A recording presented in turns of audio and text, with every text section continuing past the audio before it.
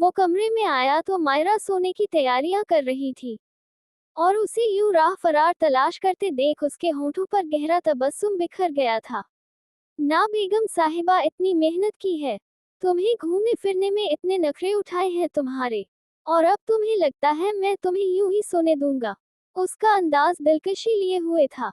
वो क्या है ना शौहर साहब, इतना घूम फिर कर ना मैं बहुत थक जाती हूँ, और फिर थकावट में तो आराम ही किया जाता है। सो मैं अब आराम करना चाहती हूँ। उम्मीद है कि आप मुझे तंग नहीं करेंगे। वो भरपूर दांतों की नुमाइश करते हुए बोली थी। उसने नोट किया था वो बहुत अच्छी और साफ उर्दू बोलती थी। उसकी उर्दू सुनकर वारिक को बहुत अजीज शख्स याद आया करता था। मुझसे ज्यादा उम्मीदें मत बांधो लड़की। मैं तुम्हारी किसी भी उम्मीद पर पूरा उतरने का कोई इरादा नहीं रखता, लेकिन तुम्हारी उम्मीदें तोड़ने में मैं कोई कसर नहीं छोड़ूंगा। वो उसके करीब आते हुए तकियों की दीवार को एक ही झटके में उठाकर दूर सोफे पर फेंक चुका था। अब उसका इरादा मायरा के होश ठिकाने लगाने का था। जब वो अगले ही लम्हे बेड से उठती उससे काफी फासले पर हो गई थी। वारिक को उसकी ये हरकत नागवार गुजरी। अरे इतना गुस्सा, पहले बात तो सुन ले मिस्टर मूंछर। जब आप मेरे पास आते हैं, सच सच बताएगा, सदफ की याद दिल को नहीं तड़पाती। मेरा मतलब है वो आपके दिल का नूर, आंखों का तारा। वो तो हमेशा आपकी आंखों में ही चमकता रहता होगा। हो सकता है कि मुझ में भी आपको उसी की झलक नजर आती हो। ना जाने वो उसके मुंह से क्या सुनना चाहती थी, जबकि उसकी फजूलगोई को खाते में लाए बिना वो उसका बाजू पकड़कर उसे अपनी जानिब खींच चुका था। मैं तुमसे मोहब्बत नहीं करता मायरा, लेकिन मैं इस रिश्ते को पूरे दिल और ईमानदारी से निभा रहा हूँ। ये बात याद रखना। मेरी बीवी तुम हो तो अपनी बाहों में मैं महसूस भी तुम्ही को करता हूँ। और अब मुझसे आइंदा इस तरह की फजूल बातें कभी भी मत करना। जब मैं तुम्हारे करीब हूँ तो मेरी कुर्बत में तुम सिर्फ अपनी और मेरी बात किया करो। इन लम्हात में मुझे किसी तीसरे का जिक्र नहीं पसंद। वो उसके होठों पर अंगूठा फेरते हुए शायद उसे समझा रहा था। यही तो मुझे चीज समझ में नहीं आ रही वारिक। आप मेरे पास हैं, आपका जिस्म मेरे पास है, आपका दिल इन कुर्बत के लम्हात में बंधा होता है। आप इस रिश्ते को इतनी ईमानदारी से निभा रहे हैं कि मेरे करीब आते हुए सदफ का ख्याल भी आपके दिल में नहीं आता। तो फिर वो जो आपके लिए एक एक लम्हा तड़प रही है, आपके लिए मर रही है, आपके लिए ना जाने क्या क्या नहीं कर रही, क्या उसकी आपकी नजरों में कोई अहमियत नहीं है? आपको उसकी याद तक नहीं आती? आप कैसे कह सकते हैं कि आपको सदफ से मोहब्बत है? महबूब का ख्याल दिल और दिमाग से जाता ही नहीं। वो हैरान थी, ये कैसी मोहब्बत थी उसकी जो मायरा के पास आते ही वो भूल जाता था। महबूब? कौन सा महबूब? मेरा कोई महबूब नहीं। मैंने कब तुमसे दावा किया कि मैं उससे मोहब्बत करता हूँ? मैंने कब तुमसे कहा कि सदफ मेरी मोहब्बत है?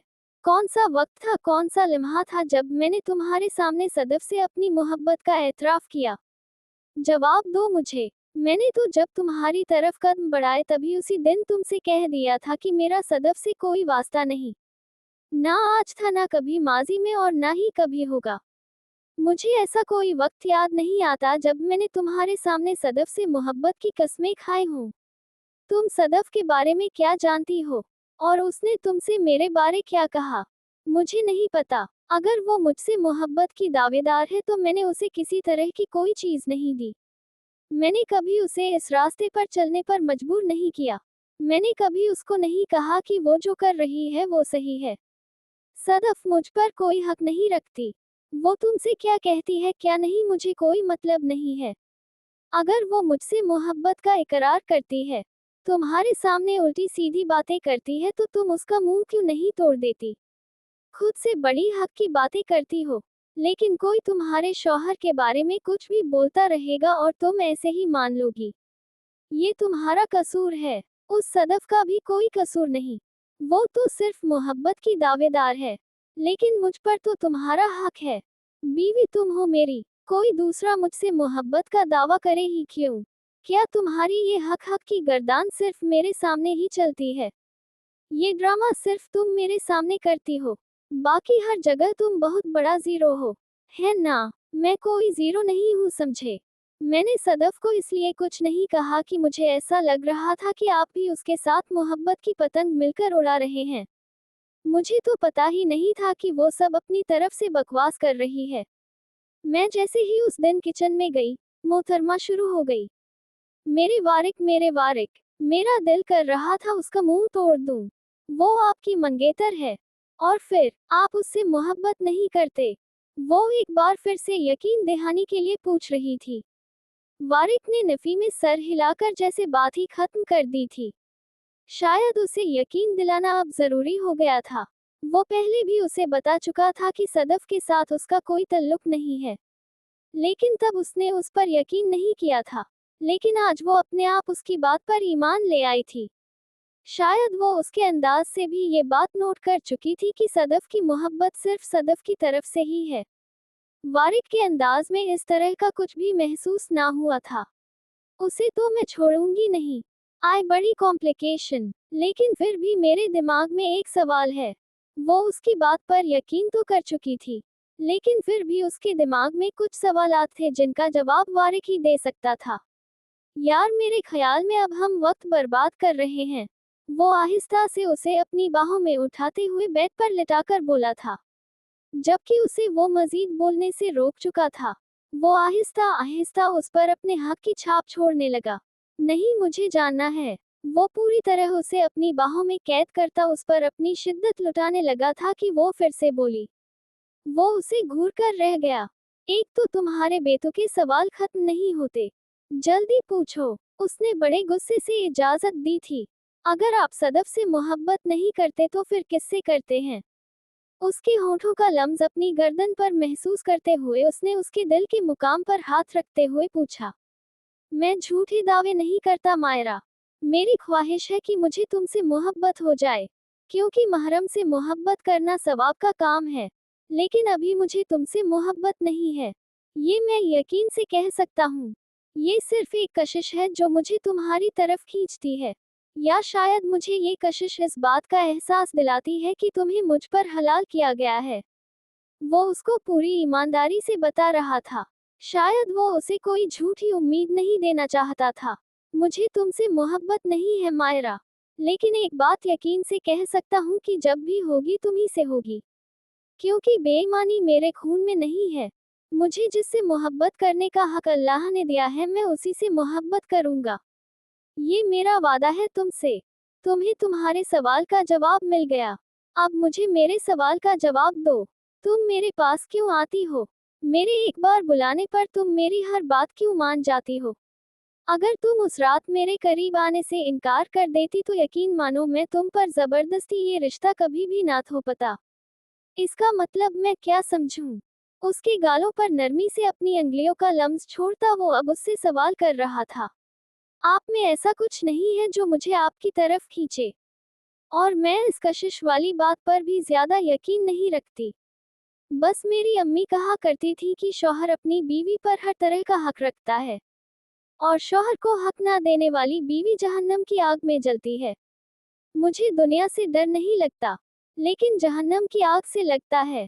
मैं अपने शौहर की नाफरमानी नहीं करना चाहती। मैंने आज तक कभी अपने दिल में किसी को नहीं बसाया, क्योंकि मैं जानती हूँ कि ये हक सिर्फ शौहर का होता है। मैंने आज तक खुद को बर्बाद नहीं होने दिया, क्योंकि मुझे मेरी अम्मी को रोजे हश्र जवाब देना है। बाकी आपको लगता है कि आपको कभी ना कभी मुझसे मोहब्बत हो जाएगी, लेकिन मुझे आप में ऐसी कोई क्वालिटी नजर नहीं आई। मुझे नहीं लगता कि मुझे कभी भी आपसे मोहब्बत होगी। उसके लहजे में किसी किस्म की कोई बनावट नहीं थी।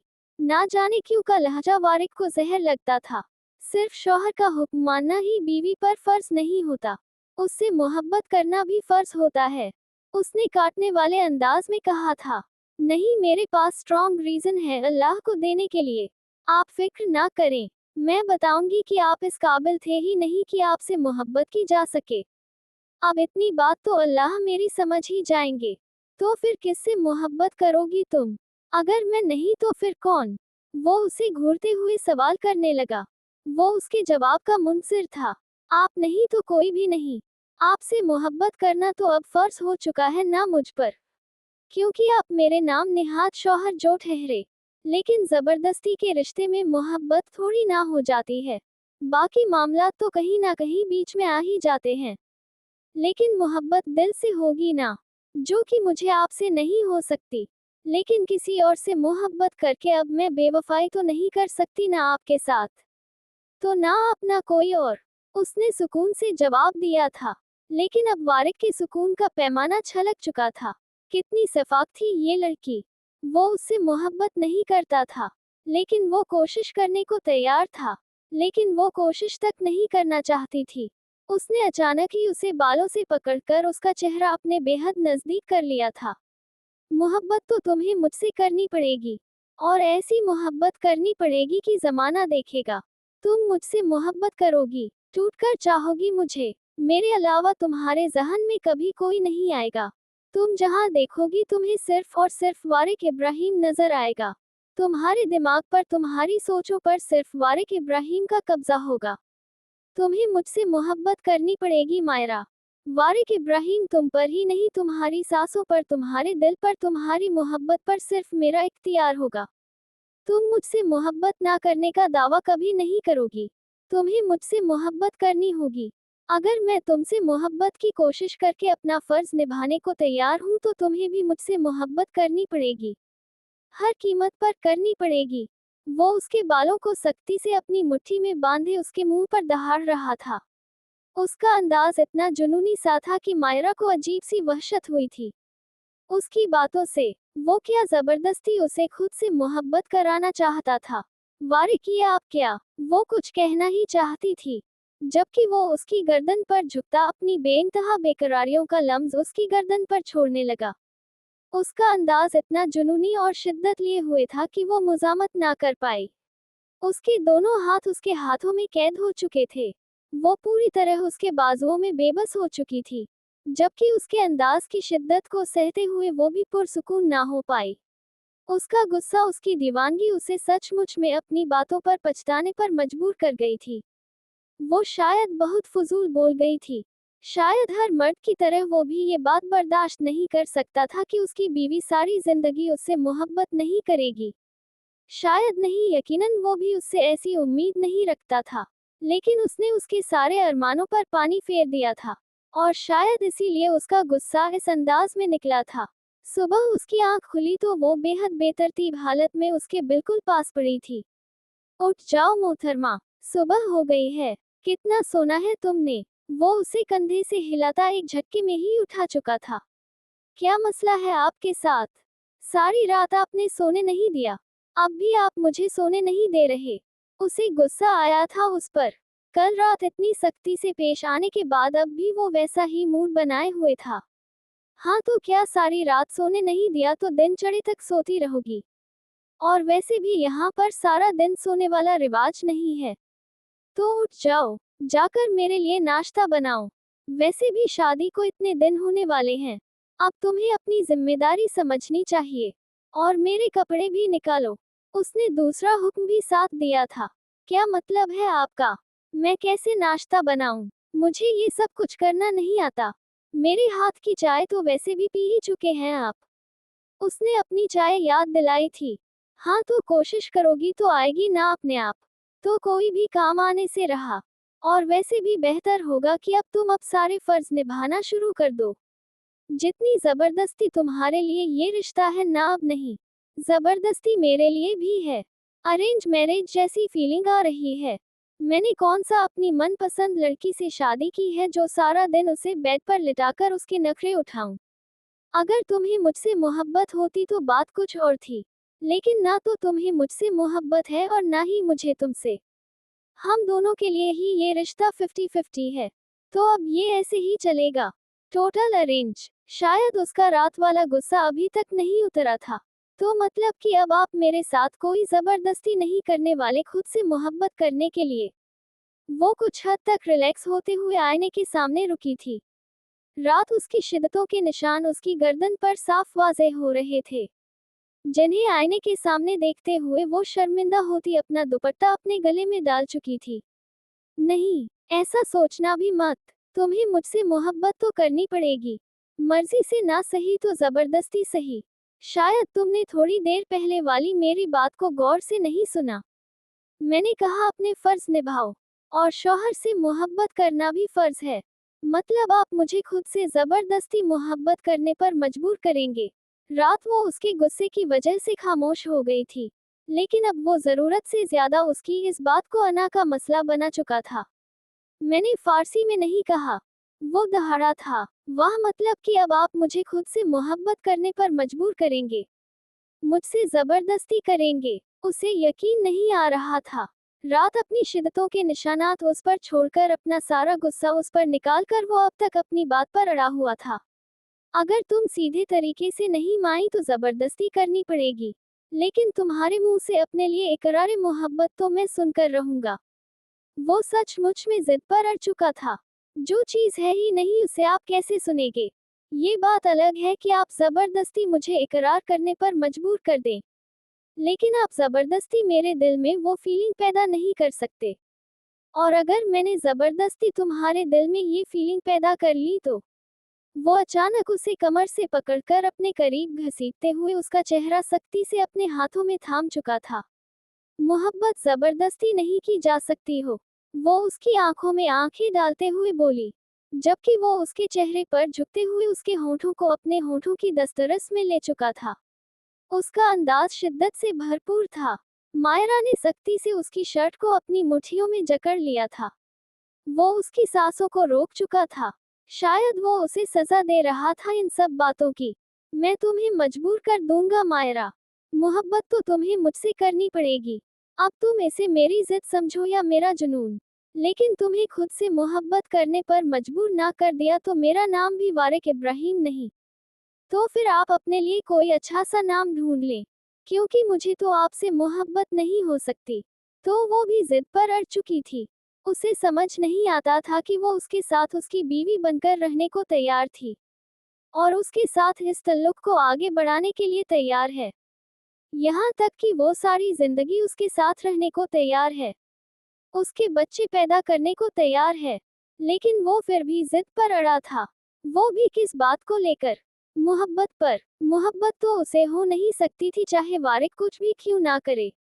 वो भी देखना चाहती थी कि वारिक के जुनून की इंतहा क्या है, और खुद को भी आजमाना चाहती थी कि उसकी जिद कहाँ तक उसका साथ देगी।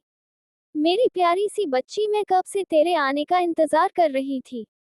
उसने जैसे ही किचन में कदम रखा, अम्मा ने मुस्कुराते हुए कहा, क्यों, क्या उन्होंने आपको बताया था कि वो सुबह मुझसे नाश्ता बनवाने वाले हैं? उसने परेशानी से उनसे पूछा था। किसने? अम्मा ने सवालिया अंदाज में पूछा। आपके बेटे ने अम्मा। मैंने उनको बताया कि मुझे नाश्ता बनाना नहीं आता, लेकिन फिर भी कहते हैं जाकर काम करो। हमारे खानदान की लड़कियां दोपहर तक नहीं सोती, और ना ही यहाँ ऐसा कोई रिवाज है। मुझे जबरदस्ती भेज दिया। इतनी प्यारी नींद आ रही थी मुझे। पहले तो मुझे सारी रात सोने नहीं दी। मेरा मतलब है सारी रात खर्राटे लेते हैं तो नींद नहीं आती, पर अब कहते हैं जाकर मेरा नाश्ता बनाओ। वो रूहान सी अंदाज में उनके सामने शिकायत करने लगी थी। उस वक्त उसे सच में बहुत नींद आ रही थी, और इस शख्स ने सुबह ही सुबह उसे उठाकर वॉशरूम तक छोड़ा था। और इतना ही नहीं, साथ में ठंडे पानी का नल खोल दिया जिससे उसकी नींद भागे।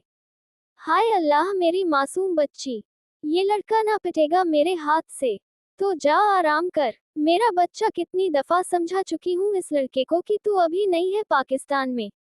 तुझे अपने टाइम के हिसाब से सेट होने अभी टाइम लग जाएगा, लेकिन ये लड़का ना अपनी जिद पर अड़ा रहता है। तो जा आराम कर, मैं खुद बात कर लूंगी इससे। वो उसका दुपट्टा गर्दन पर ठीक से फैलाते हुए उसे कमरे में भेजना चाहती थी। नहीं अम्मा, मैं नहीं जाऊंगी। उन्हें बहुत शौक है ना मेरे हाथ से नाश्ता करने का, तो मैं बनाती हूँ उनका नाश्ता। जैसा भी बनेगा खिलाने का काम आपका है। वो उन्हें देखते हुए बोली तो उसके बचकाना अंदाज पर वो मुस्कुरा दी। मैं तेरी मदद करती हूँ। अम्मा ने मुस्कुराते हुए आटे का पेड़ा लिया था जो उसने उनके हाथ से लेकर उनके अंदाज में बनाना शुरू किया। हॉस्टल की जिंदगी में उसने कभी भी खाना बनाने जैसा काम नहीं किया था। 13 साल की उम्र तक उसने अपनी माँ को ये सारे काम करते हुए देखा था। फिर माँ के गुजर जाने के बाद वो हॉस्टल में चली गई, और हॉस्टल में उसको खाना नहीं सिर्फ नूडल्स बनाना सिखाए गए थे, क्योंकि रोटी चपाती ये चटपटे खाने अंग्रेजों की खुराक में शामिल ना थे। वो इंग्लिश फूड अच्छा बना लेती थी, लेकिन वो यहाँ पर खाता ही कौन था। उसके हाथ का पिज्जा और चीज सैंडविच ताशफीन को पसंद था। वो उसके घर पे बनाया करती थी, लेकिन वारिक पूरा का पूरा देसी बंदा था। उसे सिर्फ देसी खाने ही पसंद थे, और देसी खाने बनाना मायरा के बस से बाहर था। लेकिन वो सीख सकती थी और वो सीखना चाहती भी थी। ये क्या कर रही हो तुम क्लिप? सदफ किचन में दाखिल होते हुए उसे खाना बनाते देखकर पूछने लगी। दीवार पेंट कर रही हूँ। आइए आप भी करा दे थोड़ी सी हेल्प, उसने दांत पिसते हुए कहा था। किसी सवाल का सही तरह से जवाब नहीं दे सकती तुम। सदफ को उसके उल्टे जवाब पर गुस्सा आया था। और आप क्या अपनी आंखों का इस्तेमाल नहीं कर सकती? नजर नहीं आ रहा मैं अपने जाने मन? मेरा मतलब है अपने उनके लिए खाना बना रही हूँ, उसने शर्माने की एक्टिंग करते हुए कहा था। जबकि सदफ की नजर तो उसकी गर्दन पर जम सी गई। उसकी गर्दन पर नजर आने वाले सुर्ख निशान बहुत कुछ समझाने के लिए काफी थे। उसका गुस्से से बुरा हाल हो रहा था। बस नहीं चल रहा था कि उसकी गर्दन ही काट दे जहां वारिक की मोहब्बतों के निशान साफ जाहिर हो रहे थे। अम्मा की ये बात कि उन्हें मायरा और वारिक के बीच में कोई रिश्ता नहीं लगता, उसे कुछ हद तक पुरसुकून कर गई थी। लेकिन मायरा की गर्दन पर मौजूद ये निशान देखकर उसकी सारी गलतफहमी दूर हो गई थी। कहाँ पहुंची मेरी बच्ची? बन गया नाश्ता? अम्मा किचन में कदम रखते हुए बोली, जो सुबह ही सुबह छोटू और अहमद को जगाने का मोर्चा भी फतह कर रही थी। जी अम्मा, बन तो गया है, लेकिन ये पराठे की शक्ल गोल नहीं है, थोड़ा सा लंबा हो गया है राइट साइड से, और लेफ्ट साइड से इसके दो कोने निकल आए हैं, लेकिन बुरा नहीं लग रहा। उसने अपनी कोशिश को देखते हुए अम्मा से तारीफ सुनना चाहिए थी। बुरा? मैडम ये बहुत बुरा है, और वारिक इसे देखना भी पसंद नहीं करेंगे। पहले तुमने उस रात उनके लिए वो बना चीनी की चाट मसाले वाली चाय बनाई, और अब ये शाहकार। तुम्हें ना शर्म से डूब मरना चाहिए। कोई काम नहीं आता तुम्हें, और अब तुम ये उनको दोगी? वो तुम्हारे मुंह पर थप्पड़ लगा देंगे। सदफ का गुस्से से बुरा हाल हो रहा था। वो लम्हे में ही उसकी सारी कोशिश पर पानी फेर चुकी थी। जबकि अम्मा उसका पराठा देख रही थी, जो एक तरफ से मोटा और एक तरफ से पतला था, जबकि एक तरफ से कच्चा था और दूसरी तरफ से जल चुका था। उसकी हालत ऐसी हरगिज ना थी कि वो वारिक को उसकी बीवी की पहली कोशिश कहकर उसके सामने पेश कर देती। सदफ, इस तरह से बात मत करो। बात करने का एक तरीका होता है बेटा। उसने पहली दफा कोशिश की है कि गलतियां इंसान से ही होती हैं। आहिस्ता आहिस्ता सीख जाएगी। इधर आओ, मैं बनाती हूँ। तुम कल बनाना उसके लिए नाश्ता। सदफ का अंदाज अम्मा को हरगिज पसंद नहीं आया था, इसीलिए वो का हाथ थामे एक बार फिर से उसकी गर्दन पर दुपट्टा बराबर करती अपनी साइड पर कर चुकी थी। जबकि सदफ को उनकी ये हमदर्दी बिल्कुल भी अच्छी ना लगी थी। अम्मा, नाश्ता आपने बनाया है?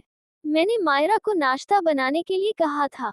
अम्मा ने जैसे ही नाश्ते की प्लेट लाकर उसके सामने रखी, उसने उन्हें देखते हुए कहा, बेटा बनाया था उसने, लेकिन पहली कोशिश थी ना, तुम नाराज हो जाते, इसीलिए नहीं लाई। इंशाअल्लाह 1-1.5 माह में अच्छा नाश्ता बनाने लगेगी, तो अपनी बीवी के हाथ से नाश्ता करने की ख्वाहिश पूरी कर लेना।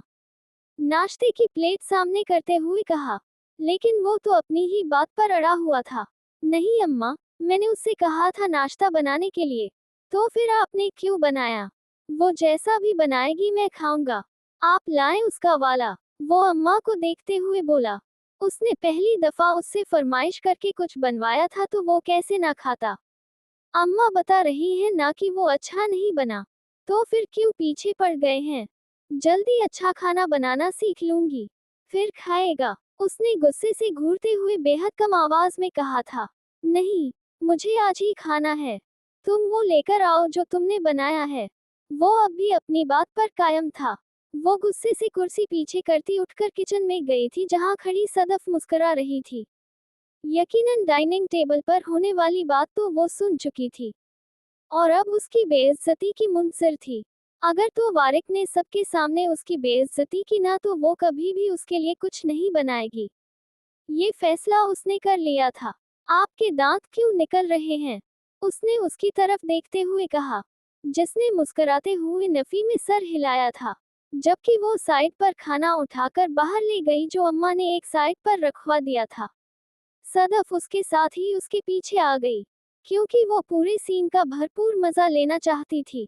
उसने गुस्से से पराठा लाकर उसके सामने रख दिया था। देखो ना बेटा, अब पहली दफा कोशिश की है उसने। आहिस्ता आहिस्ता अच्छा बना लेके। तुम ये वाला खा लो। अम्मा ने एक दफा फिर से उसे ऑफर की थी, जो मायरा का पराठा देखकर मुस्कुरा दिया था। नहीं अम्मा, मैं यही खाऊंगा जो मेरी बीवी ने बनाया है। इतना भी बुरा नहीं है, सिर्फ शक्ल थोड़ी सी खराब है। और वैसे भी प्यार से मेरी बीवी मुझे जहर खिला दे, मैं वो खा लूंगा। ये भला क्या चीज है? उसके अंदाज में उसकी बनाई गई चीज की कदर थी। मायरा को उसकी सिर्फ इतनी सी बात ने ही खुश कर दिया था, जैसे उसकी सारी मेहनत वसूल हो गई हो। जबकि वो उसके सामने बैठा आहिस्ता आहिस्ता उसका बनाया पराठा शुरू कर चुका था। बहुत बुरा है ना? अगली दफा मैं अच्छा बनाने की कोशिश करूंगी, पक्का वादा। वो उसके करीब झुकते हुए नर्म लहजे में बोली थी। उसके अंदाज ने वारिक को मुस्कुराने पर मजबूर किया था, जबकि सामने बैठी सदफ उन दोनों को एक दूसरे को देखकर मुस्कुराते अपनी मां को इशारे कर रही थी, ताकि उसकी गलतफहमी भी ठीक से दूर हो जाए। रुखसती बहुत सादगी से हुई थी। वो अपने माँ बाप से दूर, अपने 3 भाइयों से दूर न्यूयॉर्क चली गई थी। रुखसती वाले दिन ही उनकी फ्लाइट थी, तो वो सीधे एयरपोर्ट आए थे। वो पहले भी अपने बाबा के साथ बहुत दफा न्यूयॉर्क घूमने गई हुई थी, इसीलिए उसके टिकट वीजे का किसी तरह का कोई मसला नहीं हुआ था। जहाज में उसकी सीट इरफान के बिल्कुल साथ थी। अपना अरूसी जोड़ा उतारकर उसने सादा सा लिबास पहन लिया था, और पहली दफा उसे इतने करीब से देख रहा था। और बहुत ज्यादा सीधी सी थी, लेकिन बेइंतहा खूबसूरत थी। सबको जानने के बाद उसका दिल चाहा कि वो घर वालों को बता दे कि उसकी भाभी उसके भाई के साथ खुश क्यों नहीं है। और इरफान ऐसा नहीं है जैसा सबको लगता है, लेकिन वो अपने माँ बाप की खुशियों को मान नहीं कर पाई थी। बहुत कोशिश के बावजूद वो किसी को ये बात नहीं बता पाई थी, सिवाय 1.5 साल के वारिक के, जो उसकी कोई भी बात समझ ही नहीं सकता था। मैं नहीं जानता कि हम दोनों का आने वाला सफर कैसा होगा, लेकिन तुमसे वादा करता हूँ तुम्हें खुश रखने की पूरी कोशिश करूंगा। इरफान उसके कंधे पर अपना हाथ रखते हुए उसका दूसरा हाथ अपने हाथ में थाम चुका था। वो कुछ भी नहीं बोली, बस सुनती रही। शायद वो उसे अपने साथ कंफर्टेबल करने की कोशिश कर रहा था, लेकिन ज़ैनब को ये सब कुछ सिवाय दिखावे के और कुछ न लगा था।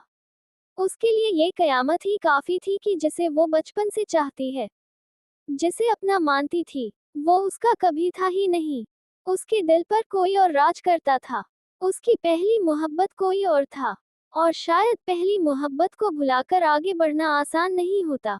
उसने मुश्किल से ही, लेकिन हर तरफ से ताशफीन का नाम हटा दिया था। ये न्यूज़ इस तरह से ब्रेक होगी उसने सोचा भी नहीं था। वो जानती थी कि ये सब कुछ सिर्फ और सिर्फ क्रिस्टन की वजह से हुआ है। उसने तो बस क्रिस्टन को ताशफीन से दूर करने के लिए उससे कह दिया था कि वो उसे डेट कर रही है, लेकिन वो आगे से इस तरह की कोई हरकत करेगी उसे उम्मीद ना थी।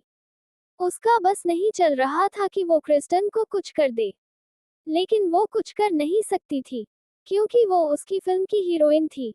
और मसला इस फिल्म के प्रोड्यूसर का भी था, जो सिर्फ प्रोड्यूसर नहीं बल्कि क्रिस्टन का बाप भी था। वो इस फिल्म से उसे लॉन्च करना चाहता था। देखो ताशफीन, मैंने ये मसला हल कर दिया है। मैंने हर तरफ से तुम्हारा नाम हटा दिया है। तुम्हें बिल्कुल फिक्र करने की जरूरत नहीं। अब हम आराम से दोबारा काम शुरू कर सकते हैं। वो मुस्कुराकर बोली, आपका बहुत बहुत शुक्रिया रोज। मैं बहुत ज्यादा परेशान था। आपको नहीं पता कि मेरे लिए कितना बड़ा मसला बन सकता था। मेरे घर में प्रॉब्लम हो सकती थी। आई एम सॉरी, मैंने आपसे काफी रूडली बिहेव किया, लेकिन उस दिन अपने होश में नहीं था। मैं इस सब से बहुत ज्यादा परेशान था। आप अंदाजा भी नहीं लगा सकती कि इस तरह की खबर मेरी जिंदगी कैसे डिस्टर्ब कर सकती है। मुझे अपने टैलेंट पर यकीन है। मैं इस तरह की खबरें फैलाकर हिट नहीं होना चाहता। मैं चाहता हूँ कि लोग मुझे मेरे काम से पहचानें, इस तरह की फजूल खबरों से नहीं। वो अभी बोल ही रहा था जब अचानक उसके मोबाइल पर व्हाट्सएप की टोन बजी। उसने अपने मोबाइल फोन पर आने वाले अनजान नंबर से वीडियो को चेक किया था। वीडियो कॉल की थी जब वो तनावुश को अपने साथ घुमाने लेकर गया था और उसकी तस्वीरें बनाते हुए उसके करीब गया था। ये वीडियो काफी खूबसूरत थी।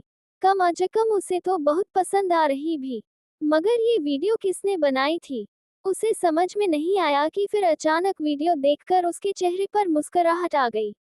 मायरा, उसने लिखकर उस अनजान नंबर पर सेंड किया था, जबकि दूसरी तरफ से सीन करने के बावजूद भी कोई जवाब ना मिला। जबकि वो प्यारी सी वीडियो मोबाइल में सेव करते हुए तनावुश के नंबर पर सेंड भी कर चुका था। मायरा के अलावा ये हरकत और कोई नहीं कर सकता था। हो सकता है कि उसके अंदर खुद से कुछ करने वाला कीड़ा अपनी मौत मर चुका हो और वो दोबारा आ गई हो उसके पास। सच में वो उसे मिस कर रहा था। चलिए काम शुरू करते हैं। मोबाइल वापस जेब में रखते हुए वो बोला तो रोज भी उसके साथ ही उठकर बाहर निकली थी। जबकि दूसरी तरफ मौजूद शख्स जिस तरह का रिएक्शन चाहता था वैसा ना मिलने पर बदमजा हुआ था। अगर तुम नहीं चाहते कि ये वीडियो रोज तक जाए और उसे पता चले कि तुम्हारा किसी बाहर वाली लड़की के साथ अफेयर चल रहा है तो तुम्हें मेरी बात माननी पड़ेगी। वो अपने काम में मसरूफ था जब उसे ये मैसेज उसी नंबर से आया था जिससे सुबह उसे वीडियो मिली थी। मायरा, ये क्या फजूल जोक है? उसने टाइप करके सेंड किया। मायरा नहीं हूँ मैं, और ये कोई प्रैंक नहीं है बल्कि तुम्हारी हकीकत है। यहाँ तुम रोज के साथ भी अफेयर चला रहे हो और बाहर भी तुमने गर्लफ्रेंड रखी हुई है। अगर ये बात रोज को पता चली तो तुम जानते हो तुम्हारे साथ क्या होगा। एक बार फिर धमकी भरा मैसेज उसे रिसीव हुआ था। तुम रोज को बताकर देख लो कि मेरे साथ क्या होगा। जो करना है करो, मुझे फर्क नहीं पड़ता, और अब दोबारा मुझे तंग करने की गलती हरगिज मत करना। उसने मैसेज सेंड करते हुए मोबाइल एक तरफ रखा और अपने काम में मसरूफ हो गया। ज्यादा से ज्यादा क्या होगा? कौन सा उसका रोज के साथ सच में कोई अफेयर चल रहा था जो उसकी शादी के बारे में जानकर वो बुरा महसूस करेगी? उसने फिलहाल उसे कुछ नहीं बताया था, क्योंकि जब रोज ने उसे ऑफर की थी वो अपने और तनावुश के रिश्ते को लेकर श्योर नहीं था। उसे नहीं लगता था कि वो तनावुश के साथ मोहब्बत कर बैठेगा। लेकिन इस मासूम सी लड़की ने अपनी मासूमियत और सादगी के साथ उसके दिल की दुनिया को फतह कर लिया था। अब चाहे पूरी दुनिया को ही क्यों ना पता चल जाए, उसे कोई फर्क नहीं पड़ता था। फाइल उसे ऑफिस में आकर भी नहीं मिली थी। वो बहुत ज्यादा परेशान था, क्योंकि मीटिंग शुरू हो चुकी थी और अब उन लोगों ने उससे फाइल मांगनी थी जो उसके पास थी नहीं। उसने पहले सोच लिया था कि वो अपने क्लाइंट से कुछ दिन का वक्त मांगेगा और फाइल एक दफा फिर से तैयार करेगा। इसके अलावा और कुछ नहीं हो सकता था। वो मीटिंग रूम में बैठा अपने क्लाइंट का इंतजार कर रहा था। जब वो लोग अंदर दाखिल हुए तो उनके साथ बदर खान भी था, जिसे देखते ही उसके माथे की रगें फूलने लगी। हेलो मिस्टर इब्राहिम, ये बदर साहब हैं जो हमें आपसे ज्यादा अच्छी ऑफर दे रहे हैं, तो सोचा कि क्यों ना ये मीटिंग हम एक साथ कर लेते हैं। वो कुर्सियां संभालते हुए उसे बताने लगे थे। आपको ये बात पहले मुझे फोन पर बतानी चाहिए थी। इस तरह किसी को भी उठाकर आप मेरे ऑफिस में ले आएंगे, उसने काफी सख्ती और बदतमीजी से कहा था। सामने बैठे क्लाइंट्स उसके लहजे पर काफी नाराज लग रहे थे। मिस्टर वारिक, ये प्रोजेक्ट 4 पार्टनर्स पर 4 अलग अलग कंपनियों से फाइनल किया जाएगा। ये बात तो हम आपको पहले ही बता चुके थे। हमारे एक पार्टनर बदर खान होंगे, ये उनका काम है। आप चेक कर लीजिए। वो एक नीले रंग की फाइल उसके सामने रखते हुए बोले तो अपनी फाइल को बहुत अच्छे तरीके से पहचान गया। उसके गुस्से में मजीद इजाफा हुआ था। आई एम सॉरी, लेकिन मैं इनके साथ किसी तरह का कोई प्रोजेक्ट नहीं करना चाहता। मैं ऐसे किसी शख्स के साथ काम नहीं करना चाहता जो बदर खान के साथ काम करना चाहिए, क्योंकि चोरों और लुटेरों से मेरा कोई वास्ता नहीं, और बदर खान, इस कंपनी में तुम दोबारा कभी नहीं आ सकते। ये तुम्हारा ख्वाब ही रहेगा। चाहे तुम चोरी करके मेरा काम ही मेरे सामने पेश करो या इस तरह मेरी मेहनत पर अपना नाम लिख दो। Get out. वो फाइल उठाकर उसके मुंह पर फेंकते हुए गुस्से से दहाड़ा था। मिस्टर वारिक, आप हमारे साथ इस तरह से बात नहीं कर सकते, उसके क्लाइंट ने एहतजाज करना चाहा। मैंने कहा दफा हो जाओ यहाँ से, अपना ये चोर लेकर, वरना धक्के मारकर निकालूंगा सबको। Get out. उसने चुटकी बजाते हुए उन्हें बाहर का रास्ता दिखाया था। इतनी इंसल्ट पर वहां रुकने का सोच भी नहीं सकते थे, इसीलिए फौरन बाहर का रास्ता लिया। तैयब तैयब कहाँ मर गए हो? वो गुस्से से अपने सेक्रेटरी को बुला रहा था जो भागते हुए अंदर आया। मुझे कल का सूरज निकलने से पहले पता चल जाना चाहिए कि मेरे घर से मेरी फाइल बदर खान तक कैसे पहुंची। वो गुस्से से उसे देखकर बोला था, जो सिर्फ हाँ में सर हिला गया था। अब उसने कैसे ये इन्फॉर्मेशन निकलवानी थी?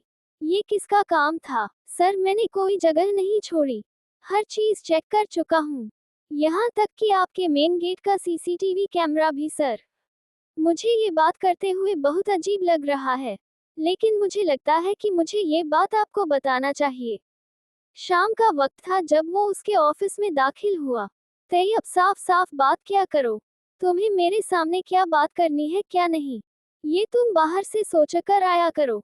जल्दी बताओ कि क्या जानते हो तुम। वो काफी गुस्सा हो रहा था। उस वक्त उसे सिर्फ ये जानना था कि आखिर उसकी फाइल किसने बदर खान तक पहुंचाने की गलती की है, ताकि ये गलती करने वाले को वो उसके अंजाम तक पहुंचा सके। सर, मुझे लगता है कि ये हरकत आपके घर के अंदर से ही किसी ने की है। मेरा मतलब है, ये हरकत किसी नौकर की नहीं है, बल्कि कोई है जो आपके घर के अंदर से ही बदर खान की मदद।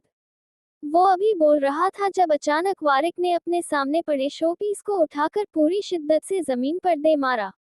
तैयब को चुप लग गई थी। वो अपनी बात मुकम्मल ना कर सका। तुम्हारा दिमाग तो खराब नहीं हो गया तैयब? ऐसी बात करते हुए तुम्हें ख्याल ना आया कि तुम मेरी फैमिली के बारे में ऐसी बात कर रहे हो? भला मेरे घर के अंदर से ऐसी हरकत कौन कर सकता है? वो उसे गुस्से से घूरते हुए बोला था। अपने घर वालों पर शक करने का तो सवाल ही पैदा नहीं होता था। वो ऐसा सोच भी कैसे सकता था? उसे तैयब पर सख्त गुस्सा आया। सर, मैंने बहुत तलाश करने की कोशिश की है, लेकिन नौकरों में से कोई भी नहीं लगता जो इस तरह की हरकत करे। तो अपनी मालूमात ठीक करो। तुम्हें कुछ लगता है या नहीं, मुझे इस बात से वास्ता नहीं। मुझे बस वो इंसान चाहिए जिसने मेरी चीजें उस जलील इंसान तक पहुंचाई हैं। और अब मेरे घर वालों पर ध्यान देने की बजाय तुम उस चोर को ढूंढो तो तुम्हारे लिए बेहतर होगा। उसने उसे फोन किया था, जबकि वो हाँ में सर हिलाकर बाहर निकल गया। मैं कहीं नहीं जाना चाहती।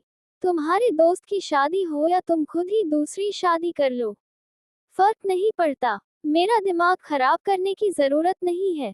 ना तो मुझे तुम्हारे साथ इस घर से निकलने की ख्वाहिश है, और ना ही मैं किसी शादी में जाने में इंटरेस्टेड हूँ। उसने साफ इनकार कर दिया था। इब्राहिम के बेस्ट फ्रेंड और बिजनेस पार्टनर की शादी थी, जहां वो उसे भी अपने साथ लेकर जाना चाहता था।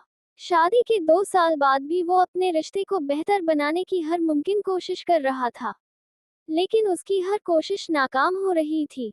पहले वो फिर कभी कभार उससे बात कर लिया करती थी, लेकिन आजकल तो उसने उससे बात करना भी छोड़ दिया था। ताशफीन आजकल अपनी ताई के पास होता था। उसे माँ की जरूरत ना थी, और उसकी माँ को अपनी औलाद की जरूरत ना थी। एक ही घर में रहते हुए भी वो ताशफीन को देखना दूर बात करना पसंद नहीं करती थी। वो अपने कमरे तक महदूद रहती थी। कभी दिल चाहता तो घर से बाहर बिना किसी को बताए निकल जाती। किसी को जवाब देना उसने कभी जरूरी नहीं समझा था। एक इब्राहिम ही था जो उससे सवाल कर सकता था, बाकी किसी को तो वो अहमियत ही नहीं देती थी। और अब आहिस्ता आहिस्ता वो इब्राहिम से भी अपना हर ताल्लुक खत्म करती जा रही थी। उसका बेस्ट फ्रेंड था मूसा खान जिसकी शादी थी। वो सिर्फ उसका दोस्त ही नहीं बल्कि बिजनेस पार्टनर भी था। उन चारों ने मिलकर अपना कारोबार शुरू किया था जो माशाअल्लाह से बहुत जबरदस्त भी चल रहा था। जिस तरह से इब्राहिम और अफराहीम दोनों भाई थे, बिल्कुल उसी तरह मूसा खान और बदर खान भी दोनों भाई थे जो उनके बिजनेस पार्टनर थे। मूसा खान ने बहुत खुशी से उसे इनवाइट किया था, और साथ भाभी को भी लाने के लिए कहा था, लेकिन वो जिद छोड़ने को तैयार ही नहीं थी। इब्राहिम कितनी दफा अपने वालिदैन के सामने कह चुका था कि अगर यही सब कुछ चलता रहा तो वो जल्द ही इस रिश्ते से छुटकारा हासिल कर लेगा, लेकिन इस बात पर उसके वालिदैन घबरा जाते थे। वो अपना घर तोड़ने की बात करता था। अब तो उसका प्यारा सा बच्चा भी था, लेकिन जाइना को ये बात समझ नहीं आती थी। शायद वो खुद ही अपना घर बसाना नहीं चाहती थी। रोज ने उसे अपने ऑफिस में बुलाया तो उसे यही लगा कि शायद वो उसकी शादी के बारे में जान गई है, और उसने अंदाजा लगाया था वो मायरा हरगिज नहीं थी। मायरा उसे इस तरह की धमकियां नहीं दे सकती थी, और ना ही वो ऐसा कुछ सोच सकती थी। ये कोई और था जो उसे ब्लैकमेल करने की कोशिश कर रहा था। उसने उसे साफ अल्फाज में कह दिया था कि वो चाहे रोज को ये बात बताए या अखबार में इश्तिहार लगाए, उसे कोई फर्क नहीं पड़ता। कल उसने बहुत दफा कोशिश की थी उस नंबर पर कॉल करने की, लेकिन दूसरी तरफ से किसी ने भी फोन नहीं उठाया था। उल्टा उसे धमकियां मिलती रही थी जिन पर उसने ज्यादा गौर नहीं किया था। जब भी उसे मैसेज आया था यही आया था कि वो जो भी है उसकी गर्लफ्रेंड के बारे में रोज को बता देगा। वो जो कोई भी था उस बात से अनजान था कि तनावुश उसकी बीवी है ना कि गर्लफ्रेंड। वो शख्स उसके लिए इतना अहम ना था कि वो उसकी गलतफहमी दूर करने की कोशिश करता। उसने आज सुबह से ये नंबर ही ब्लॉक कर दिया था। उसका कोई इरादा ना था किसी के हाथों ब्लैकमेल होने का। उसने ऑफिस में कदम रखा तो रोज उसका इंतजार कर रही थी। चेहरे पर हर रोज वाली वही नर्म मुस्कुराहट थी। आओ ताइश, मैं तुम्हारे उस आइडिया पर गौर करने के बारे में सोच रही हूँ। तुम ठीक कहते थे। ये सीन अगर हम न्यूयॉर्क के बजाय किसी और सिटी में करें तो ज्यादा अच्छा रहेगा। और तुम्हारा जंगल वाला आइडिया तो और भी ज्यादा अच्छा था। वो उसे सीन दिखाते हुए कहने लगी थी, जबकि वो खामोशी से उसके पास आकर बैठते हुए उसके लैपटॉप पे तैयार करदा वीडियो देखने लगा। यस रोज, मुझे भी कुछ ऐसा ही लगता है, उसने उस वीडियो को देखते हुए कहा था। ये जगह काफी खूबसूरत थी, और यकीनन ये सीन भी यहाँ बहुत अच्छे तरीके से शूट हो सकता था। वो उसे बता रहा था, जबकि रोज का ध्यान उसके चेहरे पर था। वो अक्सर नोट करता था कि जब भी वो रोज से काम के सिलसिले में बात कर रहा होता, उसका ध्यान उसी तरफ होता था। वो उसका चेहरा देखती रहती थी, और बहुत सीरियस टॉपिक में भी अक्सर उसके होंठों पर मुस्कुराहट होती थी, जिसे देखकर कभी कभी तो ताशफीन को अजीब सी चिढ़ हो जाती थी। लेकिन वो कहता नहीं था, क्योंकि जो भी था वो उसकी बॉस थी, और उसका काम करने का अपना अंदाज था। इस ताइश को तो किसी तरह का कोई फर्क ही नहीं पड़ रहा। वो किसी बात से खौफजदा नहीं है, और उसके अफेयर के बारे में रोज को पता भी चल जाए ना तो भी उसे कोई फर्क नहीं पड़ता। मुझे लग रहा है कि ये इस लड़की के साथ रिलेशनशिप को लेकर बिल्कुल सीरियस नहीं है। और वैसे भी तुमने देखा था ना उसको, वो लड़की उसी के जैसी थी। मेरे ख्याल में वो पाकिस्तानी हो गई। रॉबिन उसे देखकर बोल रहा था, जबकि क्रिस्टन अपने न्यू नंबर से मुसलसल ताशफीन को तंग करने की कोशिश कर रही थी। उसका सारा प्लान धरा का धरा रह गया था। वो उसे ब्लैकमेल करना चाहती थी। ये वीडियो उसे रॉबिन ने ही बनाकर भेजी थी। कल वो अपनी गर्लफ्रेंड के साथ घूमने के लिए गया हुआ था, जहां उसने वो वीडियो शूट की। ताशफीन के साथ किसी लड़की को देखकर क्रिस्टन को बहुत गुस्सा आया था। पहले रोज हर वक्त उसके साथ रहती थी, अब एक और लड़की भी आ गई थी। वो ताशफीन को पसंद करने लगी थी, और ताशफीन इस बात को बिल्कुल कोई अहमियत नहीं दे रहा था। जितना वो उसके पीछे पीछे आती थी, ताशफीन उतना ही उससे दूर भागता था। वो उसकी फीलिंग को पूरी तरह नजरअंदाज कर रहा था। तुम तो कह रहे थे कि जब ये अफेयर की बात ताशफीन को पता चलेगी, वो बहुत ज्यादा परेशान हो जाएगा। लेकिन ताशफीन को तो किसी बात से कोई फर्क ही नहीं पड़ा। अगर रोज को ये बात पता चल जाए तब भी उसे कोई फर्क नहीं पड़ेगा। उसके चेहरे पर कोई डर ना कोई खौफ नहीं है। इस बात के खुल जाने का वो बिल्कुल रिलैक्स होकर अपना काम कर रहा है।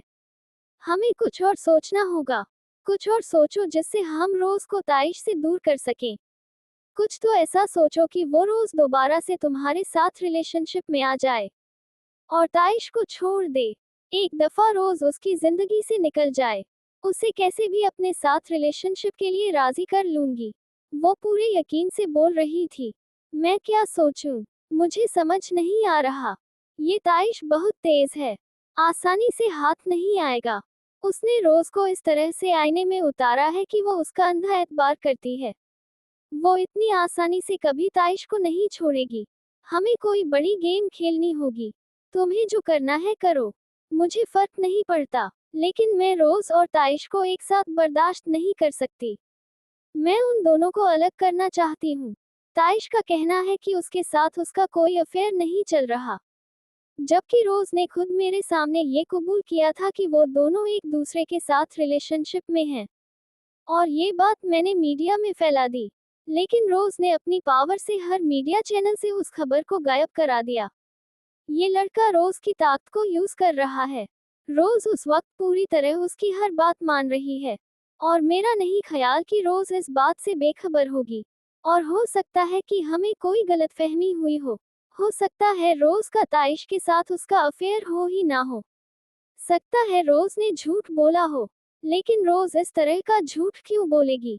वो उसे देखते हुए बोला, लेकिन ये दोनों रिलेशनशिप में ही हैं। उसने वो वीडियो उसके सामने की थी, जिस तरह वो एक दूसरे के करीब थे, और जिस तरह वो मोहब्बत से उसे देख रहा था। मुझे यकीन है उन दोनों का अफेयर चल रहा है। ये ताइश बहुत तेज चीज है। उसने रोज को भी अपने काबू में करके रखा है, और बाहर भी अफेयर चला रहा है। और हो सकता है रोज हमारी बात पर यकीन भी ना करे, लेकिन ये लड़की यकीन कर लेगी। उसे देखकर लगता है कि वो इस लड़की से कुछ ज्यादा ही मोहब्बत करता है। और जरा सोचो, अगर ये अफेयर वाली बात उस लड़की तक पहुंच गई कि रोज के असिस्टेंट डायरेक्टर के साथ उसका अफेयर चल रहा है, तो वो अपने साजिशी दिमाग का इस्तेमाल करते हुए बोल रहा था, जबकि क्रिस्टन उसको देखकर रह गई, जैसे पूछ रही हो कि इससे क्रिस्टन को क्या फायदा होगा। लेकिन रॉबिन ने तो सिर्फ अपना फायदा सोचा था। वो कैसे भी उसको रोज से दूर करना चाहता था, ताकि वो एक बार फिर से उसे अपनी बातों में फंसाकर उसके साथ रिलेशनशिप में आ सके, क्योंकि उसे रोज के साथ बहुत फायदा हो रहा था। यार, इससे वो लड़की भी बीच से हट जाएगी, और रोज के साथ तो ताइश वैसे भी सिर्फ वक्त गुजारी कर रहा है, तो ये मसला भी हल हो जाएगा। यकीन करो क्रिस्टन, रोज से ज्यादा ये लड़की खतरनाक है, क्योंकि ताइश खुद उससे मोहब्बत करता है। तुम्हारे लिए बड़ा मसला ये लड़की है, रोज नहीं। वो पूरे यकीन से बोल रहा था, मैं उस लड़की तक ये बात पहुंचा दूंगा, ये अपने रास्ते से हट जाएगी। इसके बाद तुम उसे जैसे चाहे उसे डेट कर लेना। फिलहाल तो तुम मेरी मदद करो, देखो मैं तुम्हें बहुत फायदा पहुंचा सकता हूँ। वो उसे देखते हुए बोला कि वो नफी में सर हिलाती अपना बैग उठाते वहां से बाहर निकल गई थी। उसके पास बिल्कुल टाइम नहीं था उसकी फजूल बातें सुनने के लिए। वो घर वापस आया तब भी बहुत गुस्से में था।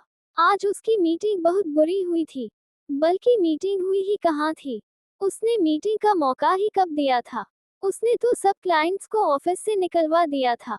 ये कोई नई बात ना थी। बदर खान को देखकर उसका गुस्से से बुरा हाल हो जाया करता था। उसे बदर खान से इतनी नफरत थी कि उसका बस चलता तो वो उसे जान से मार देता। आ गए आप घर वापस? मैंने आपके लिए कुछ बनाया है। वैसे मुझे रोटी वगैरह बनाने तो नहीं आती, लेकिन मैंने पास्ता बनाया है। मुझे यकीन है आपको बहुत पसंद आएगा। वो उसे देखते ही खुशी से उसके पास आते हुए बोली थी, अभी मेरा मूड नहीं है, बाद में बात करते हैं। मैं फ्रेश होने जा रहा हूँ, और मैं थोड़ी देर आराम करना चाहता हूँ। ये कहकर आगे बढ़ने लगा, जबकि उसका इस तरह से नजरअंदाज करना सदफ को खुश कर गया था। वो उसकी बात को अहमियत दिए बिना कमरे में चला गया, और सदफ के चेहरे की मुस्कुराहट देखकर उसे गुस्सा आने लगा था। वो अपनी बीवी को इस तरह नजरअंदाज कैसे कर सकता था? उसने उसकी पसंद का खाना नहीं बनाया था, लेकिन खाना तो बनाया था ना। ये क्या बात हुई? मैंने इतनी मेहनत से आपके लिए खाना बनाया है, और आप इस तरह से जा रहे हैं। कम अज कम एक दफा देख तो लें। वो उसके पीछे आते हुए नाराजगी से बोली थी। जिस तरह सुबह वो उसे उसके लिए खाना बनाने पर इतना अप्रिशिएट कर गया था, बस उसीलिए उसने इतनी गर्मी में उसके लिए पास्ता बनाया था, जैसे वो इग्नोर कर रहा था। मायरा, मैं उस वक्त बहुत परेशान हूँ, प्लीज मुझे तंग मत करो। वो कहकर कमरे के अंदर चला गया, जबकि मायरा उसे देखकर रह गई। उसका ये अंदाज उसे बिल्कुल अच्छा नहीं लगता था। तंग? मैं बात नहीं करूंगी, जो दिल में आए वो करें। वो गुस्से कहती कमरे से निकल गई थी, जबकि वो अहमियत दिए बिना अलमारी से अपने कपड़े निकालकर वॉशरूम में बंद हो गया। उस वक्त वो अपना गुस्सा किसी पर नहीं निकालना चाहता था, इसीलिए अकेले रहना चाहता था। ताशफीन ने रास्ते में भी 2 दफा महसूस किया था कि कोई उसके पीछे आ रहा है, लेकिन वो इग्नोर करते हुए आगे बढ़ता गया। अब अपने घर के बाहर उसे फिर से महसूस हुआ कि कोई उसके साथ ऊपर तक आया है। फ्लैट के दरवाजे पर हाथ रखते हुए भी उसे ऐसा महसूस हुआ था। उसने सीढ़ियों की तरफ देखा था, लेकिन उसे कोई भी नजर न आया। शायद ये उसका वहम था। उसने 2-3 सीढ़ियों का सफर तय करते हुए अपने फ्लैट में आने वाले रास्ते पर मौजूद दरवाजे को लॉक कर दिया था, और फिर दोबारा से आकर फ्लैट का दरवाजा खोलता दरवाजे को भी अच्छे से चेक किया।